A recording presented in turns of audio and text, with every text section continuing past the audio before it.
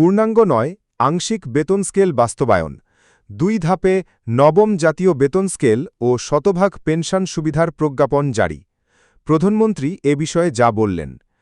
পূর্ণাঙ্গ বেতন স্কেল বাস্তবায়নের জন্য সরকারি চাকরিজীবীরা আন্দোলন করলেও বর্তমান বাজেট ঘাটতি ও বাজার পরিস্থিতির উপর নির্ভর করে আংশিক বেতন স্কেল বাস্তবায়নের নতুন সিদ্ধান্ত গ্রহণ করলেন তারেক রহমান। ধাপে ধাপে বেতন বৃদ্ধির লক্ষ্যে নতুন একটি স্মারকলিপি অর্থ মন্ত্রণালয়ের কাছে প্রেরণ করা হয়েছে। পে কমিশন কর্তৃক এই খসড়ায় প্রধানমন্ত্রী নিজেই স্বাক্ষর দিয়েছেন এবং অর্থ মন্ত্রণালয়কে কড়া নির্দেশ দিয়েছেন দ্রুত সংশোধন করার লক্ষ্যে। অর্থমন্ত্রী বলেন, বাংলাদেশের সরকারি চাকরিজীবীদের সকল দাবি পূরণ করা অত্যন্ত কঠিন একটি কাজ ছিল। যদিও চূড়ান্ত সিদ্ধান্তে পৌঁছতে পে কমিশন ও প্রধানমন্ত্রীর সঙ্গে কয়েক দফায় বৈঠক হয়েছে, তবে সফলভাবে কার্যক্রম বাস্তবায়ন করার দীর্ঘ প্রত্যাশিত নবম জাতীয় বেতন স্কেল দিক নির্দেশনা পেল। প্রাথমিক দিকে প্রধানমন্ত্রী নিজেই বেতন বৃদ্ধির বিষয়টি সম্পর্কে পিছিয়ে থাকলেও সরকারি চাকরিজীবীদের প্রবল চাপের ফলে গ্যাজেট প্রকাশ ও নবম জাতীয় বেতন স্কেল নিয়ে কাজ করতে শুরু করেন। বেতন বৃদ্ধিতে তার কাজগুলো খুবই নিখুঁত থাকায় অর্থ মন্ত্রণালয় কর্তৃপক্ষসহ বিভিন্ন উপায়ে আর্থিক হিসাবগুলো বণ্টন করেন। কোন কোন গ্রেডের জন্য কত বেতন নির্ধারণ করা হলে কতটুকু আর্থিক বাজেট বরাদ্দ দেওয়া প্রয়োজন সে বিষয়টি নিয়ে যথেষ্ট মতামত দেন সংশ্লিষ্ট কর্তৃপক্ষ। এছাড়াও গ্রেড ভিত্তিক নতুন তালিকা প্রস্তুতির লক্ষ্যে অর্থ মন্ত্রণালয়ের সঙ্গে পর্যালোচনা কমিটির নতুন একটি বৈঠকের দিন ধার্য ঠিক করেন। প্রধানমন্ত্রী নিজেই 2 ধাপে বেতন বৃদ্ধির লক্ষ্যে নতুন সিদ্ধান্ত নিয়েছেন। প্রথম ধাপ আগামী 30 এপ্রিলের মধ্যে কার্যকর করার সিদ্ধান্ত নেওয়া হয়েছে। প্রধানমন্ত্রীর এই সিদ্ধান্তকে সকলেই সাধুবাদ জানিয়েছেন। এছাড়া অর্থমন্ত্রী আমির খসরু বলেন, বাংলাদেশের আর্থিক সকল দাবি বাস্তবায়ন করতে যে ধরনের পদক্ষেপগুলো নেওয়া প্রয়োজন, আমরা সকল পদক্ষেপ ধাপে ধাপে নেব। আর্থিক দাবিগুলোর মধ্যে অন্যতম হচ্ছে নবম জাতীয় বেতন স্কেল, যেখানে বাংলাদেশের সরকারি চাকরিজীবীদের সকল দাবি পূরণ করতে বাৎসরিক প্রায় 1,07,000 কোটি টাকা বরাদ্দের প্রয়োজন। এটা তুলনামূলক কম হলেও দেশের অর্থনৈতিক বিষয়গুলো নিয়ে যথাযথভাবে ইতিবাচক পদক্ষেপ নেওয়া হয়েছে। এই পদক্ষেপগুলোর মধ্যে সবচেয়ে গুরুত্বপূর্ণ সিদ্ধান্ত এসেছে নবম জাতীয় বেতন স্কেলে।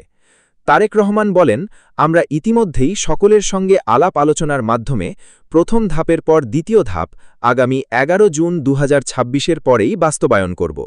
যেহেতু 11 জুন বাজেট সংশোধন করা হবে, এরপরেই নবম জাতীয় বেতন স্কেল চূড়ান্তভাবে কার্যকর করার নতুন সিদ্ধান্ত নিয়েছেন সংশ্লিষ্ট কর্তৃপক্ষ।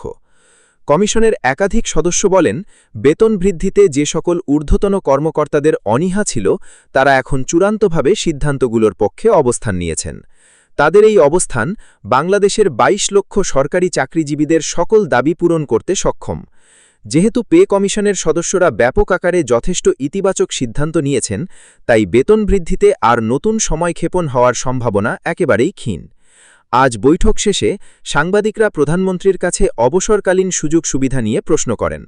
প্রধানমন্ত্রী বলেন, সরকারি চাকরিজীবীদের জন্য অবসরকালীন সুযোগ সুবিধা আমরা বৃদ্ধি করেছি। আমাদের সিদ্ধান্ত ছিল শতভাগ হারে অবসর ভাতা প্রদান করব, কিন্তু বিভিন্ন জটিলতার কারণে অবসর সুযোগ সুবিধা শতভাগ করার পক্ষে ঊর্ধ্বতন কর্মকর্তাদের মাঝে অনীহা সৃষ্টি হয়। বিশেষ করে দেশের আর্থিক সক্ষমতা এবং জ্বালানি ভর্তিতে আর্থিক ব্যয়ভার বৃদ্ধি হওয়ায় শতভাগ হারে অবসরকালীন সুযোগ সুবিধা বৃদ্ধির সিদ্ধান্ত থেকে সরে আসে সংশ্লিষ্ট কর্তৃপক্ষ। পে কমিশনের চেয়ারম্যান বলেন, অবসর সুবিধা নিয়ে ইতিমধ্যেই আমাদের মাঝে যথেষ্ট যৌক্তিক সিদ্ধান্ত এসেছে। তারেক রহমান বলেন, যারা অবসরে গিয়েছেন এবং পরবর্তীতে যাবেন, তাদের জন্য 80% হারে অবসরকালীন সুবিধা বৃদ্ধি করা হয়েছে। এই সিদ্ধান্তের ফলে চাকরিকালীন পরবর্তী সময়ে সরকারি চাকরিজীবীদের মাঝে হতাশাজনক পরিস্থিতি তৈরি হবে না। এছাড়াও তিনি স্পষ্ট ভাষায় একটি বার্তা দিয়েছেন যে কর্মচারীদের সকল দাবি হয়তো একযোগেই বাস্তবায়ন করা সম্ভব না হলেও আমরা 2 ধাপে আগামী 11 জুন পর্যন্ত সময়সীমা নির্ধারণ করেছি। এই সময়সীমায় বাংলাদেশের প্রত্যেকটি সেক্টরের সরকারি চাকরিজীবীদের আর্থিক অগ্রগতি চূড়ান্তভাবে বৃদ্ধি করা হয়েছে। ভিডিওটি শেষ করার পূর্বে যারা এখনও আমাদের এই চ্যানেলের নতুন সদস্য আছেন, তারা পরবর্তী আপডেট পেতে চ্যানেলটি সাবস্ক্রাইব করে আমাদের সঙ্গেই থাকুন।